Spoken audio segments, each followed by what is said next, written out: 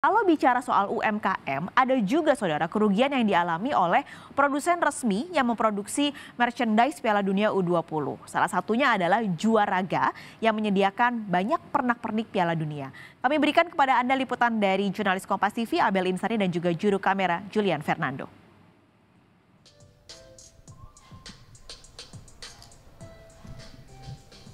Nah, saudara, gimana nih? Ini merupakan salah satu topi yang sebenarnya nanti akan dijual sebagai merchandise pada saat penyelenggaraan Piala Dunia U20 2023 mendatang. Tidak hanya topi, tapi juga ada banyak yang lainnya di sini bisa Anda lihat.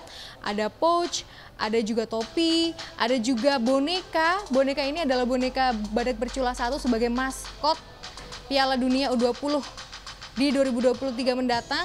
Lalu juga ada tumbler atau tempat minum, ada berbagai tas juga di sini mulai dari yang kecil sampai yang besar. Tidak hanya itu, juga ada pakaian-pakaian yang dijual, ada juga gantungan kunci. Tapi ternyata penyelenggaraan Piala Dunia U20 ini dibatalkan. Nah, bagaimana sih sebenarnya tanggapan dari pencinta bola? Ini saya akan tanya nih sama salah satu yang lagi ada di store resmi. Halo Mbak. Ya, halo. Namanya siapa? Nama saya Ade. Mbak Ade ini lagi ngapain nih? Kan U20 udah batal nih penyelenggaraan Piala Dunianya. Kok masih beli-beli, apa nyari-nyari atau lihat-lihat aja? Untuk mensupport usaha dalam negeri. Dan kebetulan sih desain-desainnya oke-oke juga. Keren desainernya. Desainernya keren ya. Berarti Mbak Ade di sini beli-beli ya? Ya, saya kebetulan ada yang saya suka, gantungan kuncinya. Gantungan kuncinya. Iya. Terus Mbak Ade gimana sih pendapatnya soal U20 yang batal? Sedih sih pastinya. Tapi saya pertama kali sedih itu gara-gara kita nggak lolos kualifikasi yang untuk Piala Dunia dari Piala Asia di Uzbekistan. Harusnya kalau misal kita lolos kita bisa main walaupun status tuan rumah dicabut. Oke, tapi tetap support ya Mbak ya untuk tetap beli merchandise-nya ya? Iya. Tapi gimana sih Mbak? Kalau dari Mbak Ade sendiri melihat merchandise kan udah disiapin banyak banget nih Mbak, ya kan? Terus gimana Mbak dengan batalnya ini?